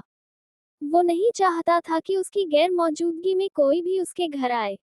आ गए आप। मैं कब से आपका इंतजार कर रही थी। उसे देखते ही वो खुश होते हुए उसके पास आई थी, जबकि इंतजार वाली बात पर उसके होठों पर शातिराना मुस्कुराहट आ गई थी, जिसे फिलहाल वो बिल्कुल अफोर्ड नहीं कर सकती। कल हमारी इंग्लिश का एक असाइनमेंट है जो मुझसे बिल्कुल भी नहीं बन रही। आप मेरी हेल्प करें ना। वो उसके बाजू को अपने दोनों बाजू में कैद करती क्यूट से अंदाज में फरमाइश कर रही थी। जानो मदद, मैं तुम्हें खुद अपने हाथों से असाइनमेंट तैयार करके दूंगा। वो उसकी कमर में हाथ डालते हुए उसे अपने करीब खींचता बोला था, जबकि उसे उसके इरादे खतरनाक लग रहे थे। नहीं नहीं, मुझे सिर्फ आपकी मदद चाहिए, उसने फौरन कहा था, लेकिन अब उसकी नीयत बदल चुकी थी। लेकिन मैं सिर्फ मदद नहीं करूंगा, मैं तुम्हें खुद अपने हाथों से असाइनमेंट बनाकर दूंगा। इसके लिए तुम्हें मेरा एक काम करना पड़ेगा। वो नरमी से उसे अपनी बाहों में भरते हुए बोला। बिल्कुल भी नहीं ताशफीन, बिल्कुल थोड़ा सा वक्त है, असाइनमेंट तैयार नहीं होगी, वो मिन्नत करने वाले अंदाज में बोली। लेकिन उसकी मिन्नतें वो सुनना कहाँ चाहता था। उसे अपनी बाहों में भरते हुए वो उसे रूम में लेकर आया था, और अब उसे बेड पर लिटाते हुए वो अपनी शर्ट के ऊपरी 3 बटन खोलकर उसे अपनी बाहों में कैद करने लगा। वो पहले ही जानती थी वो अपना मतलब पूरा किए बिना कभी उसकी मदद नहीं करेगा। एक बात बताऊं बीवी, तुम्हें चालाक होने की जरूरत है। तुम्हें ना थोड़ी सी ट्रिक लेनी चाहिए, किसी ऐसे बंदे से जो पहले अपने शौहर से काम कराए, फिर उसकी बात माने। उसके होठों को चूमते हुए वो उसे बहुत पत्ते की बात बता रहा था, क्योंकि वो हमेशा ही उसके सामने बेबस हो जाती थी, और बाद में अगर ताशफीन उसका काम ना भी करे तो भी वो कुछ नहीं कर पाती थी। मुझे आपका एतबार है, उसकी गर्दन में बाहें डालते हुए उसने सरगोशी नुमा आवाज में कहा तो ताशफीन का दिलकश कहका पूरे कमरे में गूंजा था। उसके अलावा और कुछ कह भी नहीं सकती थी। उसके अलावा तुम्हारे पास और कोई ऑप्शन भी नहीं है। उसके होठों को अपने होठों की कैद में लेते हुए जैसे उसने उसे सच बताया था। अगर आपने मेरी मदद नहीं की ना तो फिर मैं आपसे कभी बात नहीं करूंगी। अपनी गर्दन पर जाबजा उसके होठों का लम्स महसूस करती हुई वो धमकियों पर उतर गई। तुम मुझे धमकी दे रही हो? वो घूरते हुए उसके कंधे से शर्ट सरकाने लगा। अरे धमकी कहाँ दे रही हूँ, सिर्फ बात कर रही हूँ। आप मदद करेंगे ना मेरी? वो फौरन अपनी टोन बदल गई थी। ताशफीन को उस पर टूटकर प्यार आया। मैं अपनी जान भी दे दूं अपनी जान को। तुम मदद की बात कर रही हो? वो उसके होठों को चूमते हुए उसे खुद में कैद कर गया। जब वो पुरसुकून सी आंखें बंद कर गई थी, उसे यकीन था अब वो उसकी मदद जरूर करेगा। बहुत बहुत मुबारक हो इब्राहिम भाई, आप मामू बन गए हैं। अल्लाह पाक ने बेटा अता किया है। ज़ैनब अभी अस्पताल में है। मैं उसके डिस्चार्ज पेपर तैयार कराकर अभी बाहर निकला हूँ। मुझे उसके लिए कुछ तोहफे लेने हैं, और फिर घर में न्यू बेबी के वेलकम की तैयारी भी करनी है। तो सोचा सबसे पहले आपको इन्फॉर्म कर दूं। आप बिल्कुल परेशानी मत कीजिएगा। ज़ैनी बिल्कुल ठीक है। मैं शाम तक उसे अस्पताल से घर ले आऊंगा, फिर आपसे उसकी बात भी कराऊंगा। तब तक आप मेरे शहजादे का नाम सोच लीजिएगा। उसने अस्पताल से बाहर निकलते ही पास के पीसीओ से पाकिस्तान फोन करके उन्हें ये खुशखबरी सुनाई थी। बहुत बहुत मुबारक हो इरफान, ये तो बहुत खुशी की बात है। और तुम ज़ैनब को आराम से घर ले जाओ, फिर मैं तुम्हें फोन करूंगा घर वाले नंबर पर। मैं सबको ये खुशखबरी सुनाता हूँ। इब्राहिम ने खुशी और मसरत के मिले जुले जज्बात से फोन रखते हुए अपने वकर को मिठाई लेने भेजा था। उनकी इकलौती बहन के घर में पहले बच्चे की पैदाइश ने जैसे उनकी खुशियों को दोबाला कर दिया था। आज वारिक की भी सालगिरह थी। आज वो पूरे 5 साल का होने वाला था, जिसके लिए वो बहुत सारे गिफ्ट भी ले चुका था। आज घर में उसकी बर्थडे पार्टी भी थी, और उसके साथ एक और इतनी प्यारी खुशखबरी आ गई थी। वो जल्दी से उठते हुए अफराहीम के ऑफिस की तरफ गया था ताकि उन्हें ये खुशखबरी सुना सके। घर के अंदर से कौन कर सकता था ऐसा काम? उसके घर में कौन था उसका दुश्मन जो उसे नुकसान पहुंचाता? वो सोच सोचकर परेशान हो गया था। आखिर कौन हो सकता था जो घर के अंदर ऐसी हरकत करता? बाबा तो खुद बदर खान से नफरत करते थे। अम्मा का उन चीजों से कोई वास्ता ना था। समीर और अहमद बच्चे थे, वो शक की नजर में नहीं आ सकते थे। खाला बदर खान को नहीं जानती थी और सदफ अकेली घर से नहीं निकलती थी। फिर कौन हो सकता था? वो सोच रहा था जब मायरा कमरे में दाखिल हुई। उसने एक नजर मायरा को देखा था। एक लम्हे के लिए दिमाग में एक ख्याल आया। इस घर में अब तक सबसे लेट आने वाली मायरा ही थी जो इस घर के बारे में कुछ भी ठीक से नहीं जानती थी। तो क्या वो ऐसी हरकत कर सकती थी? वो उसे देखते हुए सोच रहा था, जबकि मायरा एक नजर उसे देखती बेड पर आ बैठी थी। उसका मूड सख्त खराब था। दिया तकिया, मैं सो रही हूँ। और मैंने जो कितने मजे का पास्ता बनाया था, वो मैंने बहुत मजे से खाया अभी है। बिना किसी का इंतजार किए कुछ चुप नजर उस पर डालते हुए बोली, और मुझे कोई फर्क नहीं पड़ता कि कोई खाना खाता है कि नहीं खाता। अब मुझे आराम करना है, लेकिन मुझे कोई भी तंग ना करे। वो तकिए को अपने सामने रखते हुए उससे बातें कर रही थी, जबकि वारिक उसके अंदाज पर मुस्करा दिया। दिमाग खराब हो गया था मेरा। बहुत गुस्से में था जब घर वापस आया था, और जब मैं गुस्से में होता हूँ तब किसी से बात नहीं करता। उसने बुलंद आवाज में उसे बताया था, लेकिन वहां नो लिफ्ट का बोर्ड लगा था। दिए तकिया, किसी का दिमाग खराब हो या कोई गुस्से में हो, मुझे कोई फर्क नहीं पड़ता। मैं सोना चाहती हूँ, और अब कोई भी मुझे तंग ना करे। उसने तंग को अच्छा खासा लंबा खींचा था। यार तुम नाराज क्यों हो रही हो? जरा सी बात पर बता तो रहा हूँ कि दिमाग खराब हो गया था मेरा। वो उठकर उसके पास आते हुए कहने लगा। दिया तकिया, मैं किसी से बात नहीं करना चाहती। अरे भाड़ में गया तकिया। तकिया ना हो गया शौहर हो गया तुम्हारा। उसको सामने बिठाकर बातें कर रही हो। वो उसके हाथ से तकिया छीनते हुए दूर फेंक चुका था। दिया बेड, मैंने तुम्हें पूरा दिन बहुत मिस किया। वो कहते हुए बेड पर लेट गई थी, जबकि वो उसे बेजान चीजों से बातें करते देखकर बदमजा हुआ था। अच्छे हाजिरे सांस लेते इंसान को छोड़कर वो उन बेजान चीजों पर अपना वक्त बर्बाद कर रही थी। लेकिन उसकी नाराजगी का ये अंदाज उसे बुरा ना लगा था। नाराज हो मुझसे? वो उसके साथ ही बेड पर लेटते हुए उसे अपने करीब खींच चुका था। देखिए आप, मैं क्या, कंबल बेड तकिया, उन सब चीजों से बातें करो ना। मुझे मेरा काम करने दो। वो उसकी गर्दन पर अपने लब रखते हुए शरारत से बोला था। अब गुस्सा नहीं आ रहा। अब मैं तंग नहीं कर रही। अपनी गर्दन पर उसके बेलगाम होठों का रक्स उसे स्तंभने पर मजबूर कर गया। लेकिन फिर भी वो ताने मारने पर आ गई थी। ये अलग बात थी कि उन सब बातों को वो अहमियत ही कहाँ दे रहा था। वो तो उसका ये नाराज नाराज सा रूप एंजॉय करने के मूड में था। तो गुस्सा किस बात पर है? तंग ना करने का कहने पर या तुम्हारे हाथ का पास्ता ना खाने पर? उसे खींचकर अपने करीब करते हुए उसके होठों पर शिद्दत से भरपूर बोसा देता वो सवाल करने लगा। वो उसकी नाराजगी की पहले असल वजह जानना चाहता था, फिर उसे मनाने के लिए कुछ कर सकता था। जबकि वो अपने होठों को हाथों से रगड़कर साफ कर रही थी, और शायद उसका लम्स मिटाने की कोशिश कर रही थी। उसने फौरन उसके दोनों बाजुओं को अपने हाथ में कैद करके दोबारा वही हरकत की थी। मूंछें चुभती हैं मुझे, वो खुजाने वाले अंदाज में बोली। तो बर्दाश्त करो, उसने उसी के अंदाज में कहा। हटे पीछे। वो अब भी गुस्से थी। पहले नाराजगी की वजह बताओ। वो बाजिद था। ना तो मैं इस बात पर नाराज हूँ कि आपने मेरे हाथ का खाना नहीं खाया, और ना ही इस बात पर नाराज हूँ कि आपने मुझे ये कहा कि मैं आपको तंग ना करूँ। तो फिर किस बात से नाराज हो मैडम? उसके दोनों हाथों को एक हाथ में कैद करते हुए वो उसके नीचे लब को अपनी उंगलियों में भरते हुए पूछने लगा। इरादा उनकी आजादी को शिद्दत से कैद करने का था। मुझे गुस्सा इस बात का है कि आपने सदफ के सामने ऐसा कहा। आपने उस कमोलिका के सामने मुझसे कहा कि मुझे तंग मत करो, और ये भी कि खाना खाने का मूड नहीं है।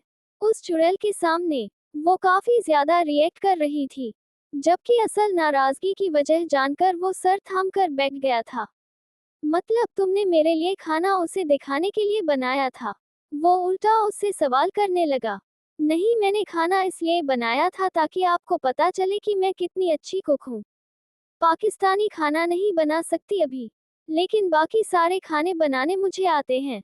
उसने फौरन उसकी बात की नफी करते असल वजह बताई थी। तो बस ठीक है ना यार, मैं खाऊंगा तुम जो बनाकर दोगी। मैं सब कुछ खाऊंगा। बस मैं अपने ऑफिस की वजह से पिछले कुछ दिनों से बहुत ज्यादा परेशान हूँ। मेरे घर के अंदर से फाइल चोरी हो गई है मायरा, और मैं जानना चाहता हूँ कि ये हरकत किसने की है। वो समझाते हुए बोल रहा था। मेरा ऑफिस से या किसी फाइल से या किसी चोर से कोई लेना देना नहीं है। आज के बाद अगर आपने मुझे इस तरह से इग्नोर किया तो मैं सारी जिंदगी आपसे बात नहीं करूंगी, ना ही आपके लिए कुछ बनाऊंगी। तरस जाओगे बीवी के हाथ का कुछ खाने के लिए, वो धमकी देते हुए बोली। तरस ही ना जाऊं मैं? जाओ खाना लाओ, भूख लग रही है मुझे, वो तकिए से टेक लगाते हुए उससे कहने लगा, जबकि उसके हुक्म पर वो उसे घूरने लगी। कुछ खिलाकर इस तरह से घूरो लड़की। यार दोपहर में भी कुछ नहीं खाया, एनर्जी बहुत कम है, ठीक से तुम्हारी घूरियों को बर्दाश्त नहीं कर पाऊंगा, और फिर शायद खाने के बाद तुम मुझे ना बर्दाश्त कर पाओ। वो मानी अंदाज में बोला तो वो फौरन उठकर कमरे से बाहर निकलने लगी, जब अचानक दरवाजे पर रुक गई। वारिक का सारा ध्यान उसी की तरफ था। मैं खाना लाकर दे दूंगी तो आराम से खा लीजिएगा, और तब तक मैं सो जाऊंगी। मुझे तंग करने की हरगिज जरूरत नहीं है, वो मुंह बनाकर कहती कमरे से निकल गई थी। तंग करने की जरूरत नहीं है। वो उसकी नकल उतारता बेड पर लेटकर खुलकर अपनी हरकत पर मुस्कुराया था, जबकि अपने दिमाग से सारी सोचों को निकालता अपनी बीवी के साथ उन लम्हात को एंजॉय करने का इरादा रखता था। वो अपनी परेशानी में मायरा को इग्नोर नहीं कर सकता था। ज़ैनब, इसकी आंखें बिल्कुल तुम्हारे जैसी हैं, और नाक मेरे जैसी है। अरे देखो तो सही, ये कितना प्यारा है। वो अपनी खुशी संभाल नहीं पा रहा था, जबकि ज़ैनब मुस्कुराते हुए उसे देख रही थी। उनकी शादी को 2.5 साल का अरसा हो चुका था। इस सारे अरसे में उसने इरफान के लहजे में खुद को बहुत अनमोल महसूस किया था। उसने कभी भी उसके सामने अपनी साबिका मोहब्बत का इकरार नहीं किया था। उसने अपने किसी भी अंदाज से उसे महसूस नहीं होने दिया था कि वो ज़ैनब से नहीं बल्कि किसी और से मोहब्बत करता था। उसका अंदाज ऐसा था जैसे वो सिर्फ उसी का दीवाना हो, सिर्फ उसी को ही चाहता हो। यही तो वजह थी कि ज़ैनब उसके साथ एक पुरसुकून जिंदगी गुजार रही थी। लेकिन कहीं ना कहीं दिल में ये बात भी थी कि वो उसकी पहली मोहब्बत नहीं है। इब्राहिम का फोन आता था तो वो उसे यही कहती थी कि भाई भाभी को खुश रखने की कोशिश करें, उसके साथ अपनी जिंदगी को बेहतर बनाएं। वो अक्सर बीच में तलाक की बात करता था। वो मजीद उस समझौते भरी जिंदगी को गुजारने के हक में नहीं था। लेकिन ज़ैनब ये रिश्ता टूटना अफोर्ड नहीं कर सकती थी। अगर ज़ाइना दोबारा से इरफान की जिंदगी में आ गई तो शायद इरफान की उससे सारी मोहब्बत खत्म हो जाएगी। उसके अंदर डर बैठ गया था कि वो आज भी सिर्फ उसी को चाहता है, और अगर वो उसकी जिंदगी में वापस आई तो इरफान भी पलटने में ज्यादा वक्त नहीं लगाएगा। हालांकि उनका रिश्ता मजीद मजबूत हो चुका था। उनकी जिंदगी में दानियाल आ चुका था। छोटे से दानियाल ने उन दोनों की जिंदगी को जन्नत बना दिया था। इरफान उसे देखकर जीने लगा था। वो बहुत प्यारा बच्चा था, बिल्कुल ज़ैनब की तरह।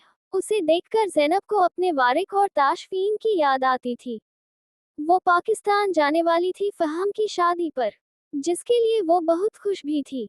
लेकिन पाकिस्तान जाने का सोचकर उसे डर भी लग रहा था, क्योंकि ज़ाइना वहीं थी, और वो अपनी शादीशुदा जिंदगी पर ज़ाइना का साया भी नहीं पड़ने देना चाहती थी। लेकिन ये जिंदगी थी, इसमें कब क्या हो जाए, कौन जानता था। आने वाला वक्त जिंदगी में क्या लाने वाला था, उसे अंदाजा नहीं था। लेकिन वो ज़ाइना को अपने शौहर और बच्चे से बहुत दूर रखना चाहती थी। बस यही वजह थी कि पिछले 2.5 साल में उसने एक दफा भी पाकिस्तान जाने की जिद नहीं की थी। तनावुश की कुर्बत में वो अपनी सारी थकन उतार चुका था। उसने बड़ी मुश्किल से उसे सोने की इजाजत दी थी, और इसके पीछे की वजह कहीं ना कहीं उसकी मासूमियत थी। वो इतनी मासूमियत से जान छुड़ाने के बहाने बनाती थी कि वो खुद को उसके सामने बेबस महसूस करता था। उस वक्त रात के तकरीबन 2:30 बजे का वक्त था। वो उसके लैपटॉप पर उसकी कल की असाइनमेंट तैयार कर रहा था, जबकि मैडम खुद गहरी नींद में सो रही थी। उसका एक हाथ उसके गिर्द बंधा हुआ था, जबकि वो गोद में लैपटॉप रखे बीच में एक आध नजर उस पर भी मारकर उसकी पुरसुकून नींद को अपनी शिद्दतों से हराम कर देता था। ये मेरे लिए एनर्जी डोज है, और इसके बिना मैं कोई काम नहीं कर सकता। उसकी नींद से जागकर घूरने पर उसका जवाब तैयार था, जिस पर वो उसे एक दो घुरियां डालकर दोबारा आंखें बंद कर लेती। उसका हाथ तेजी से लैपटॉप पर काम कर रहा था जब अचानक उसे बाहर से आवाज सुनाई दी थी। उसके घर में उस वक्त तो कोई नहीं हो सकता था, और बिल्डिंग इतनी ऊंचाई पर थी कि किसी बिल्ली वगैरह के आने के भी चांसेस बहुत कम थे। उसने आहिस्ता से तनावुश का हाथ अपने ऊपर से हटाया और लैपटॉप एक साइड करते हुए उठकर बाहर निकला। उसने सबसे पहले बालकनी में आकर नीचे की तरफ देखा था। दूर, बहुत दूर सड़क पर गाड़ियां छोटे छोटे खिलौनों की तरह नजर आ रही थी। वापस आते हुए वो किचन की तरफ आया। शायद कोई बिल्ली वगैरह आ गई हो। वैसे भी नीचे बिल्डिंग वालों ने एक बिल्ली रखी हुई थी, लेकिन यहाँ पर भी कुछ नहीं था। वो दूसरे कमरे को चेक करने के बाद दरवाजे तक आया और एक झटके से दरवाजा खोल दिया। बाहर कोई भी नहीं था। सीढ़ियों के नीचे से खुलता दरवाजा उसने खुद घर आने के बाद बंद किया था। उसे शाम से ही ऐसा महसूस हो रहा था कि कोई है जो उसका पीछा कर रहा है। शायद उसका दिमाग अभी तक उस सोच से निकला नहीं था। वो अपने ख्याल झटकते हुए दरवाजा वापस बंद करता कमरे में आया और एक बार फिर से उसी अंदाज में बैठते हुए तनावुश की असाइनमेंट मुकम्मल करने लगा जो बिल्कुल एंड से रह गई थी। उसने मजीद 2 से 3 पॉइंट लिखते हुए असाइनमेंट को खत्म करके फाइल सेव की थी।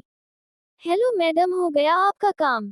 उसने तनावुश को कंधे से हिलाते हुए बताया था। Thank you. वो आंखें मलते हुए दोबारा सोने लगी थी। थैंक यू का मैंने अचार नहीं डालना। मुआवजा दो मुझे मेरे काम का, एक झटके में उससे बैठाते हुए बोला। मुआवजा? वो बेयकीनी से उसे देख रही थी। हाँ जानो, उठो शौहर की खिदमतें करो। इतनी मुश्किल से बनाई है तुम्हारी असाइनमेंट, इतना दिमाग लगाया है मैंने, कुछ तो इनाम दो मेहनत का।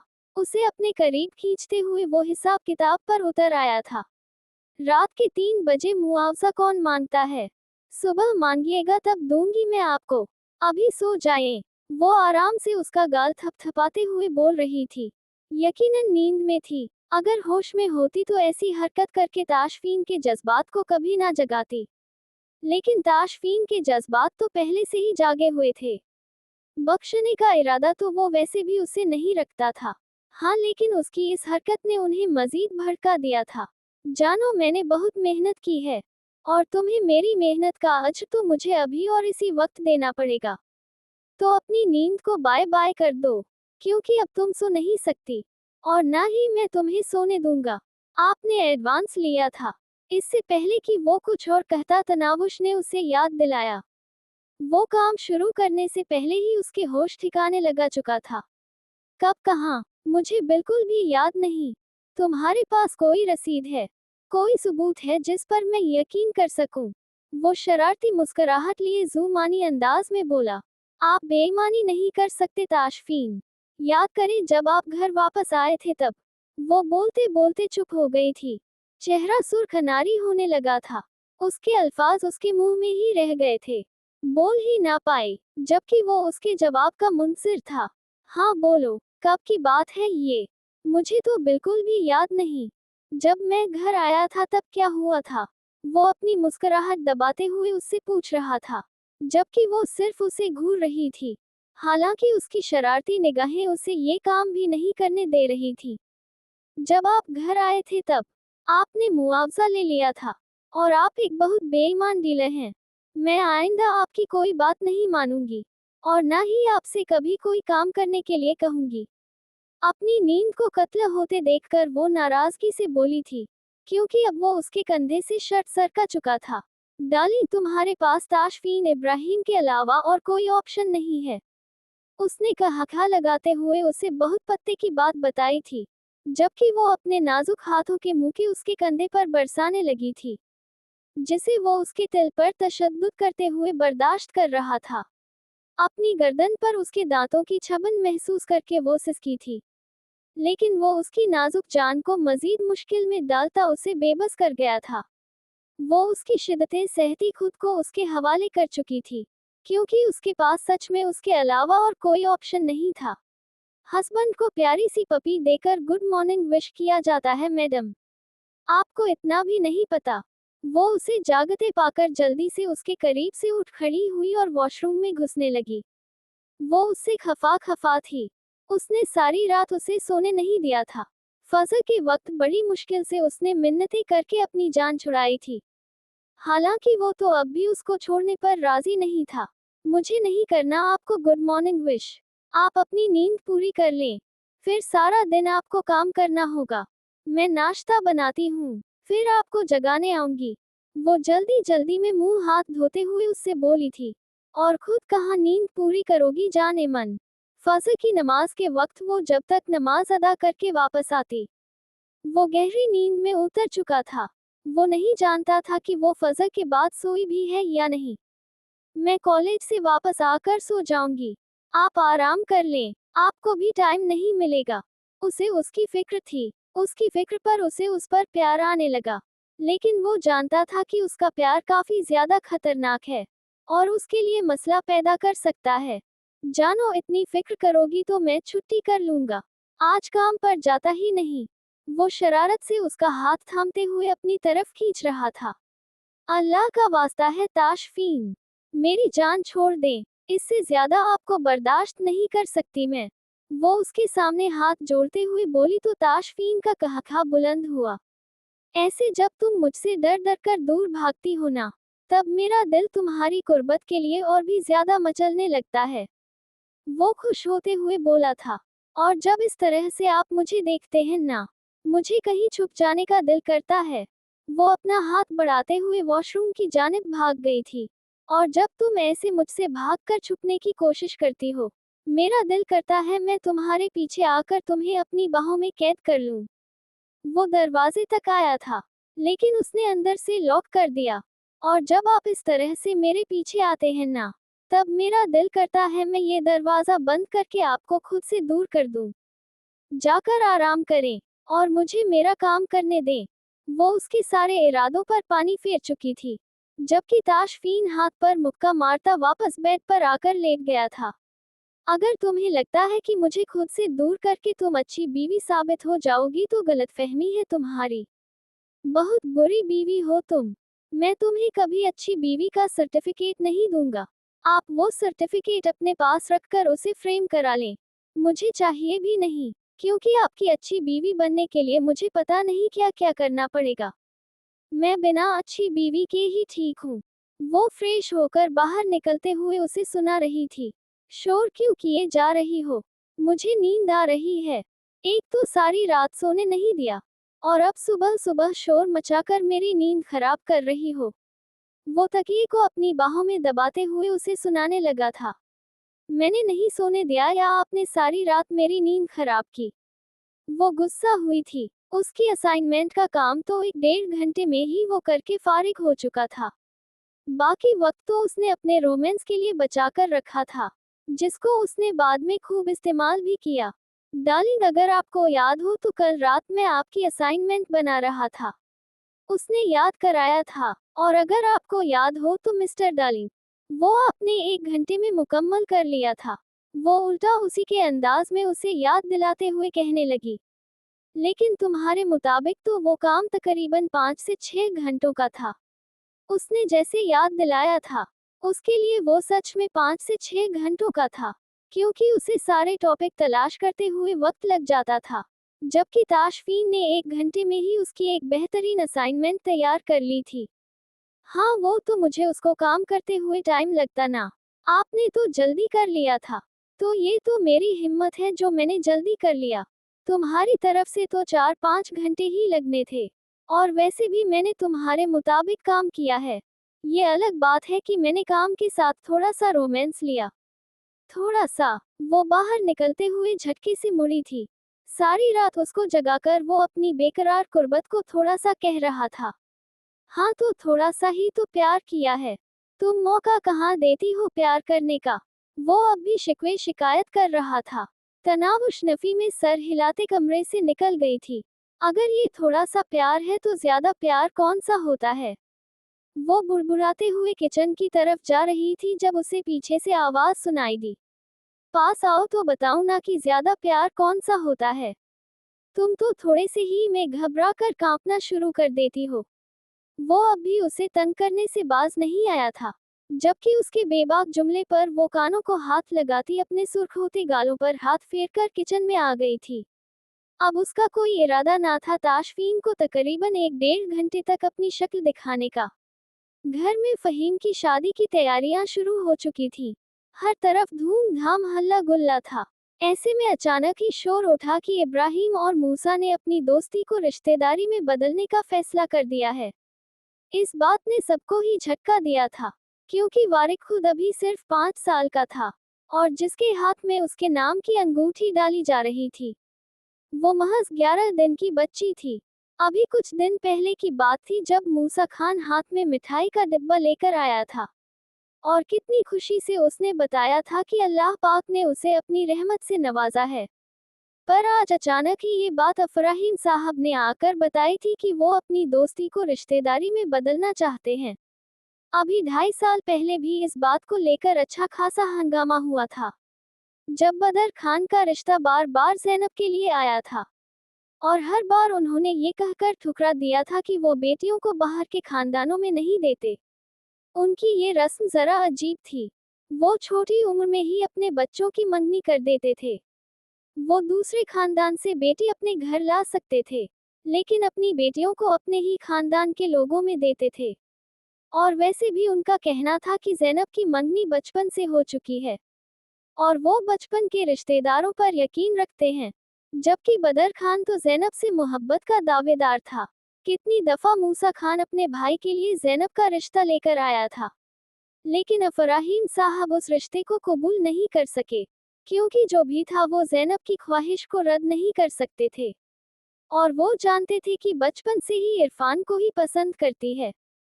बेशक उन्हें मूसा खान से ज्यादा अजीज कोई भी ना था, और वो बदर पर यकीन भी कर सकते थे इस मामले में, क्योंकि वो ज़ैनब से मोहब्बत का दावेदार था। लेकिन अपनी बहन की खुशियां वो इरफान के साथ ही देखना चाहते थे, क्योंकि वो बचपन से इरफान के नाम पर बैठी हुई थी। वरना बदर खान उसके लिए बहुत अच्छा ऑप्शन था। वो हर वक्त अपनी बहन को अपने सामने रख सकते थे, लेकिन ऐसा ना हो सका। बदर खान की मोहब्बत अधूरी ही रह गई। वो ज़ैनब का रिश्ता लेकर तकरीबन 9 दफ़ा उनके दर पर आया था, लेकिन हर बार इनकार हो गया था, और बदर ने शादी ना करने का फैसला कर लिया। उसका ये जज्बाती फैसला किसी को भी पसंद नहीं था। खुद इब्राहिम और अफराहीम उसे 1000 दफ़ा शादी के लिए फोर्स कर चुके थे, लेकिन वो हर दफ़ा इनकार कर देता। शायद अपनी मोहब्बत को भुलाकर आगे बढ़ना उसके लिए आसान नहीं था, और ऐसे में अचानक अफराहीम साहब का अपने बेटे के लिए फैसला करना सब घर वालों को हैरान कर गया था।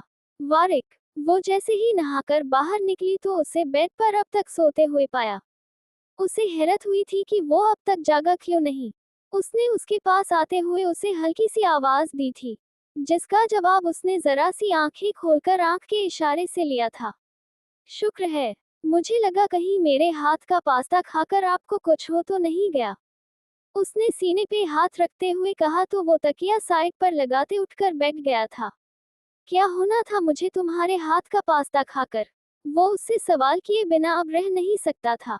कल रात उसने उसके साथ बहुत बेईमानी की थी। उसके सामने खाना रखकर वो बेड पर आकर लेट गई थी। उसने सोने से मना किया था, लेकिन जब वो बेड पर आया तो वो न सिर्फ सो चुकी थी बल्कि अपनी सांसों की मीठी मीठी आवाज के साथ उसकी नींद भी बर्बाद कर चुकी थी।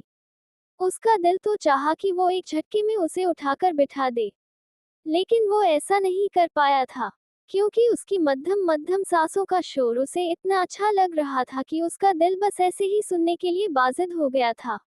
नहीं होना तो कुछ नहीं था, बस ऐसे ही पूछ रही थी। उसने कंधे उचकाए। उसका इरादा तो अपनी तारीफ सुनने का था, लेकिन शायद वारिक उसके इशारों को समझ ही नहीं पाता था। वैसे तुम्हारे हाथ का पास्ता, वो आईने के सामने खड़ी अपने बाल सुखाने लगी जब वारिक ने आधी अधूरी बात की। वो पूरी तरह उसकी तरफ मुतवज्जह हुई थी। हाँ, मेरे हाथ का पास्ता कैसा लगा आपको? वो एक साइड पर होकर पूछने लगी थी, क्योंकि ताशफीन को तो बहुत पसंद था, और ताशफीन उसकी खुलकर तारीफ किया करता था। और ताशफीन के अलावा उसकी और किसी के साथ ऐसी दोस्ती नहीं थी कि वो खुद अपने हाथों से खाना बनाकर उसे देती। यार, मुझे नहीं पता कैसा था। वो क्या है ना कि मैंने कल रात से पहले कभी उस चीज को खाया नहीं था, और ना ही मुझे नई नई चीजें खाने का शौक है। वो तो तुमने इतनी मेहनत से मेरे लिए बनाया, तो मैंने सोचा तुम्हारा दिल रख लेता हूँ। उसका टेस्ट कैसा होता है मुझे नहीं पता, लेकिन मुझे ठीक ठाक लगा। अगर तुम दोबारा कभी बनाओ तो शायद मैं खा सकता हूँ, लेकिन मुझे इस तरह के खाने ज्यादा पसंद नहीं है। उसने पूरी ईमानदारी से जवाब दिया, जबकि उसकी इतनी ईमानदारी पर मायरा का दिल चाहा कि वो कोई भारी चीज उठाकर उसके सर पे मार दे। ये क्या अंदाज तारीफ करने का! कसम से मेरा इरादा आज भी आपके लिए ना कोई बहुत अच्छा बनाने का था, लेकिन जिस अंदाज में आपने मेरी तारीफ की है ना वारिक दामून छिड़, मैं सारी जिंदगी कुछ नहीं बनाऊंगी। मैंने इतने प्यार से वो बनाया था, और आप इस तरह तारीफ कर रहे हैं कि पता नहीं टेस्ट कैसा होता है। पता नहीं कैसा होता है।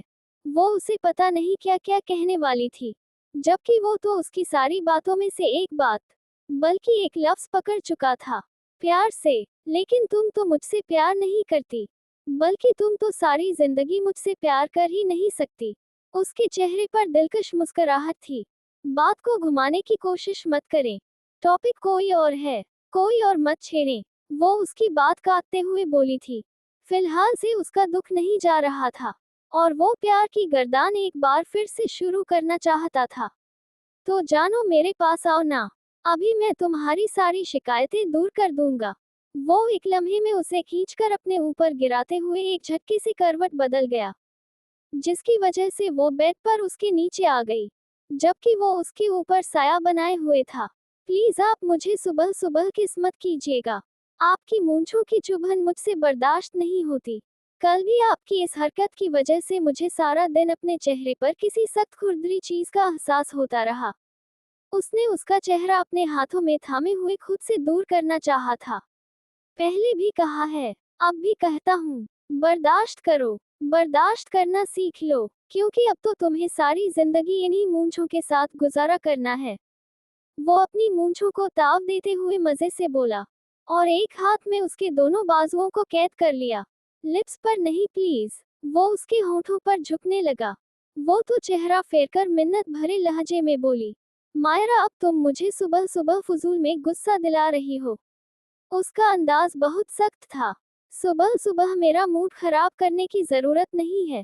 वो दूसरे हाथ से उसका चेहरा दबोचते हुए अपने सामने करता उसके होठों पर अपनी तमाम तर शिद्दतों के साथ झुका था। मायरा को अपनी सांसें रुकती हुई महसूस हुई। उसका अंदाज बहुत शिद्दत लिए हुए था, जबकि उसके चेहरा फेरने की वजह से वो अपना गुस्सा भी उसके होठों पर उतार रहा था। आज क्या बनाओगी मेरे लिए? वो उसकी कमर में हाथ डालते हुए घसीटकर अपने करीब करता, उसका सर अपने सीने पर रखता सवाल करने लगा, जबकि वो अपने एक हाथ से अपने होंठ रगड़ती उसकी चुभन को कम करने की कोशिश कर रही थी। मायरा, मुझे तुम्हारी ये हरकत बहुत बुरी लगती है। उसने उसे अपने होठों को रगड़ते देखकर कहा था। क्या करूं? मूंछें चुभती हैं मुझे। उसके अंदाज में मासूमियत थी, लेकिन वो पिघला नहीं। तो इसका एक ही हल है, तुम आदत डालो। उसने हल बताया था। ये हल नहीं, सजा है मिस्टर। मैं जा रही हूँ बाहर। भूख लगी है मुझे। वो उसके करीब से उठते हुए बोली, जब अचानक उसने उसका हाथ थाम लिया। और ये सजा तुमने सारी जिंदगी झेलनी है। उसका अंदाज दिलकशी लिए हुए था, जबकि वो अपना हाथ छुड़वाती कमरे से बाहर निकल गई। बहुत बहुत मुबारक हो खान। आज से हम दोस्त नहीं बल्कि रिश्तेदार भी हुए। वारिक ने जैसे ही वो नन्हा सा हाथ थामकर वो छोटी सी अंगूठी उसकी उंगली में पहनाई, हर तरफ मुबारक का शोर शुरू हो गया, जबकि वारिक खुद भी खुश होते हुए तालियां बजाने लगता था, जैसे उसने कोई बहुत बड़ा कारनामा सरंजाम दे दिया। सब उसे शाबाश दे रहे थे, जबकि ताशफीन वारिक का हाथ थामे उस गुड़िया को झांक झांक कर देख रहा था। जो उसे कुछ ज्यादा पसंद नहीं आई थी, क्योंकि उसके घर में सबसे ज्यादा अहमियत तो उसकी थी, क्योंकि वो सबसे छोटा था। ऐसे में किसी और को प्यार मिलते देखना उसे जलन में मुब्तला कर रहा था। उन सबको अपनी मस्ती मजाक में लगे देखकर इब्राहिम, मुजफ्फराहिम, बदर और मूसा ऊपर छत पर चले गए थे। बदर, हमने सुना है कि तुम्हारी अम्मी अपनी भतीजी से तुम्हारी शादी करना चाहती हैं, लेकिन तुम बार बार इनकार कर रहे हो। हमें क्यों शर्मिंदा कर रहे हो यार? हम सबकी भी यही ख्वाहिश थी कि ज़ैनब की शादी तुम्हारे साथ हो, लेकिन ये हमारे घर के उसूलों के खिलाफ था। प्लीज तुम अपनी जिंदगी में आगे बढ़ो। तुम्हें इस तरह से जिंदगी से मुंह मोड़े देखकर ऐसा महसूस होता है कि तुम्हारी जिंदगी हमारी वजह से खराब हुई है। तुमसे ये बात करते मुझे खुद बहुत अजीब लग रहा है, लेकिन तुम मेरे बहुत अजीज दोस्त हो। अफराहीम और इब्राहिम दोनों उसे समझा रहे थे, जबकि सीढ़ियों पर खड़ी जायना उनकी सारी बातों को सुन चुकी थी। वो यहाँ आने के लिए तैयार ना थी। इब्राहिम उसे जबरदस्ती लाया था। वो वापस घर जाना चाहती थी, तभी इब्राहिम से कहने आई थी, लेकिन अगर वो यहाँ ना आती तो ये राज तो उसे कभी पता ही नहीं चलता कि बदर ज़ैनब से मोहब्बत करता था।